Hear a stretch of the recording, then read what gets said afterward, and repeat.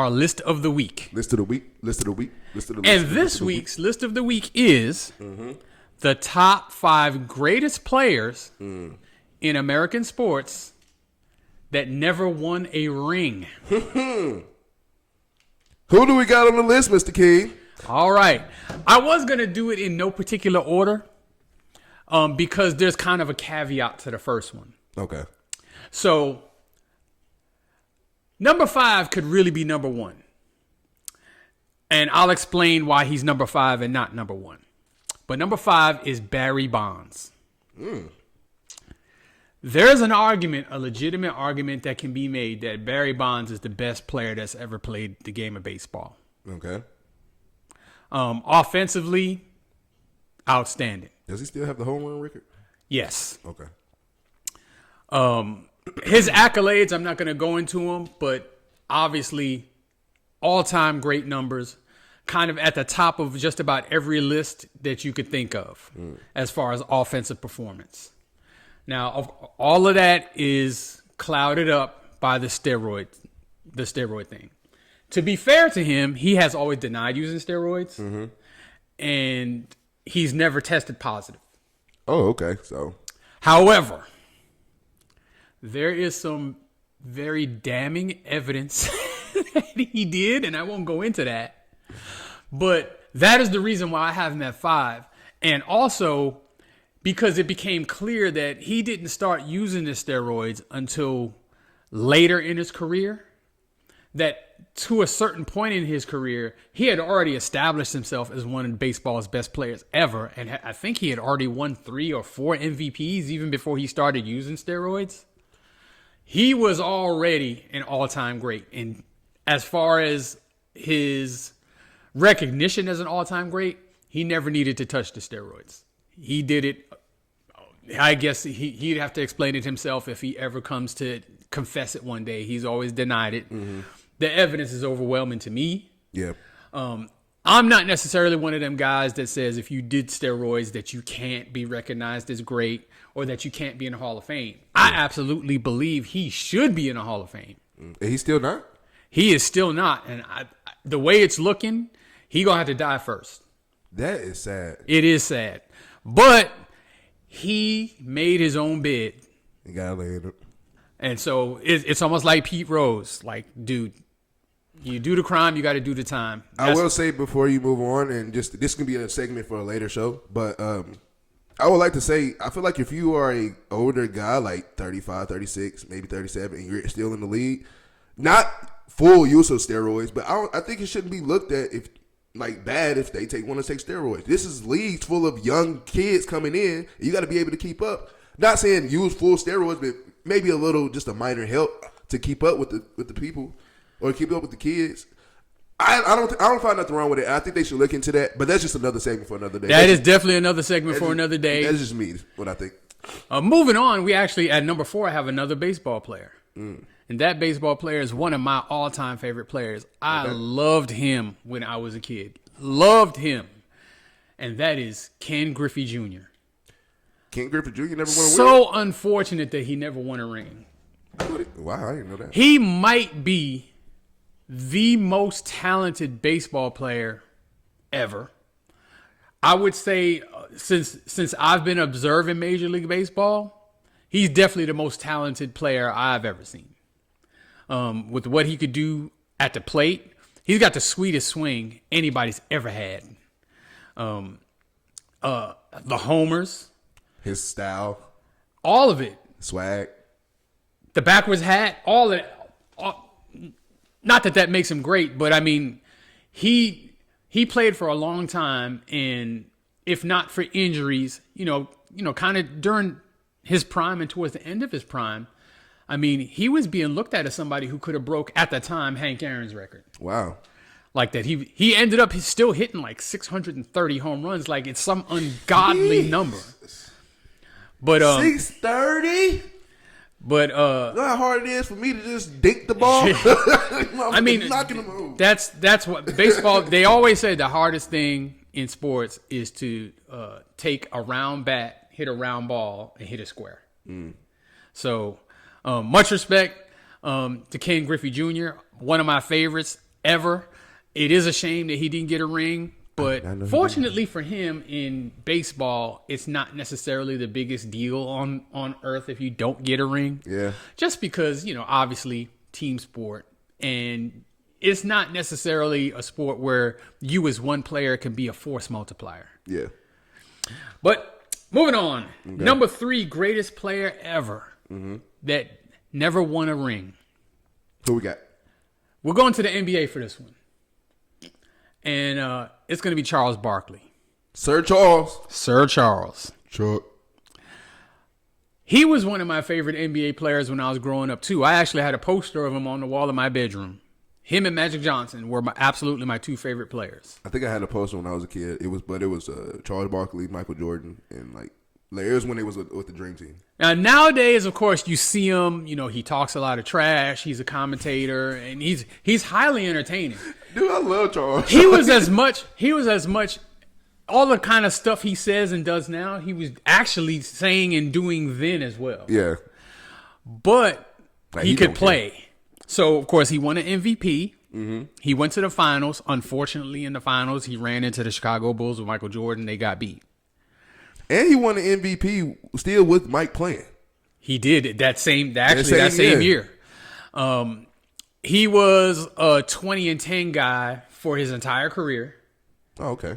Damn, that's amazing. Yeah, I mean, he was only 6'4", but played power forward. I thought he was tall, like 6'6". They listed him as 6'6". Everybody says he's like 6'4", 6'4.5". Wow, playing power forward is crazy. But I mean, he had crazy. He actually was ridiculously athletic. When he was in shape, he was ridiculously athletic. He started off his career. There was a reason they called him the round mound of rebound, because he was round. He was round. But even then, even when he wasn't in the best shape, he was still, in almost every case, the best player on the floor. He was, when he wanted to be, a great defensive player. He was a good passer. Later in his career, he became a good shooter. But, I mean, he was unstoppable down low, and he was 6'4". Damn, that's crazy. So he had, unfortunately for him, when he came into the league, he was on a loaded Sixers team that had Dr. J and Moses Malone and I believe Mo Cheeks. It was loaded, but those guys were old, and as they aged out of the league, they didn't necessarily surround him with the best team. And so while he was in his prime of primes with Philly, he talks about that all the time. He didn't really have the roster around him to really do, what you would expect for him to be able to do. But he's definitely an all-time great. I would put him somewhere. He's definitely a top 10 power forward. You can argue for him to be in the top 5. I wouldn't argue against it. Mm-hmm. But, yeah, absolutely a great one. If you argue the power forwards, do you put rings to accountability or take rings out? I think you got to factor in the rings. Okay. Rings are important, dude. Yeah, they are. They just are. I mean, another day. All right, so the next two, we're going to go to the NFL for these last 2. Okay. And I guess all of these are just kind of my favorite athletes, kind of, sort of. Yeah. This one is Randy Moss. Oh, my God. First of all, shout out Randy Moss for kicking cancer's ass. Hey, shout out to you, Randy. As a fellow cancer survivor, man, I respect the hell out of you for what you had to go through. Mm-hmm. You got more prayers than what you think, sir. Yeah, I'm glad you came through it. The world wouldn't be as nearly as good a place without you. Now, on the field, monster, dude. I don't think he's the greatest wide receiver ever, because I think that's Jerry Rice. And even though I think he's actually more talented than Jerry Rice, he can run faster, he can jump higher, he's more spectacular. Jerry Rice's longevity kind of gives him the edge for me. And Jerry Rice route running was insane. Yeah. For him not to be as fast as Randy or as fast as your receiver. I mean, he wasn't even really considered fast, exactly. Period. But Randy Moss, athletically, was just a freak of nature. He could not be stopped. He just couldn't. And if he had it in his head, if his head was right, you just weren't stopping him that day. Unfortunately for him, I think, sometimes focusing on football was an issue for him. in his younger years. He actually could have been even greater than he was. But I mean, almost any conversation about who's the greatest wide receiver in the history of football, Jerry Rice is usually the start of that conversation, and then the next name is almost always Randy Moss. Yeah. And he's just a spectacular. He was just such a spectacular player, and he came so close with that undefeated Patriots team that went to the Super Bowl. He actually had caught the game-winning touchdown before the Giants got the ball back and then went down and actually scored the game-winning touchdown. I remember that game like it was yesterday. So shout out again, Randy Moss. Shout out Randy Moss, one Hall of the best. Famer, all-time great. Definitely one of the best. In my eras, I say me watching, definitely one. If not, he's the best that I've seen. But not number one. Who's number one? Who was it? Number one, we're staying with the NFL. And it's Barry Sanders, if you couldn't figure it out. Yeah, pretty much. Look, that man had 15,000 career rushing yards in 10 seasons. For those of y'all that struggle with math, that means he averaged 1,500 yards a season. Minimum. For 10 years. Nobody's coming close to that. Nobody's doing it. Hey, Saquon was great this past year. Derrick Henry has had a magnificent career. There's been Eric Dickerson. There have been lots of great running backs that have come through this league. But the 10-year career that he had, absolutely amazing.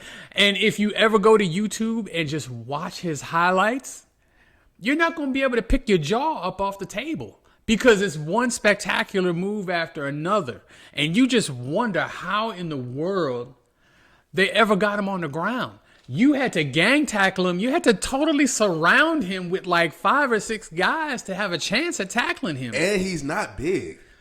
He's strong, but he wasn't huge. Like No. I think he was 5'8", 210, something like that. I mean, that's actually pretty stout. But I mean, A little motherfucker. he could shake you right out of your jockstrap. Seriously, and he did it so much. It's like he was the most amazing player that I've ever watched, really, in any sport. And I mean, I think that's saying a lot, and that's even with people who have won rings. I don't think there's any question that Barry Sanders is the best athlete that's ever played that's never won a ring. Mm-hmm. Now, I do have him as my number 2 running back ever because I've got Jim Brown over him. Yeah. I think we talked about it last time. Yeah, but Barry Sanders is a bad man, and he was only 31 when he retired. If he had not had mercy on Detroit. Walter Payton and Emmitt Smith, do you understand what he would have done to the record books? Do you have any clue?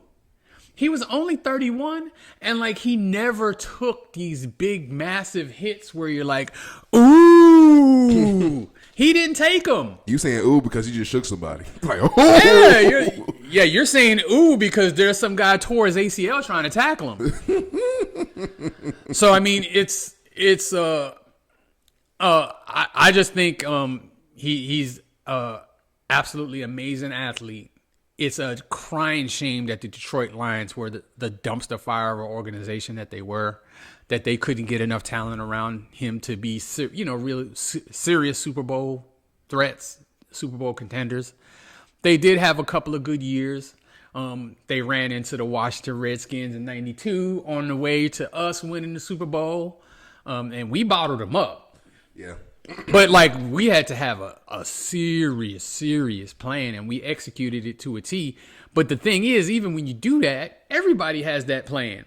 Nobody could stop them.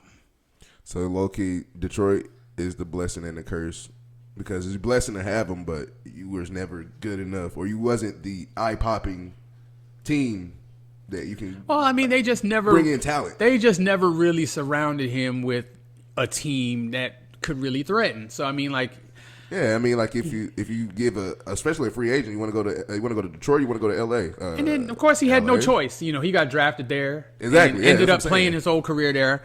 But I mean, he could have played probably another 4 to 5 years at a really high level. You know your body, man. Yeah, I mean, he actually did a special. I don't remember if it's on Netflix or Hulu, where he talked about why he retired.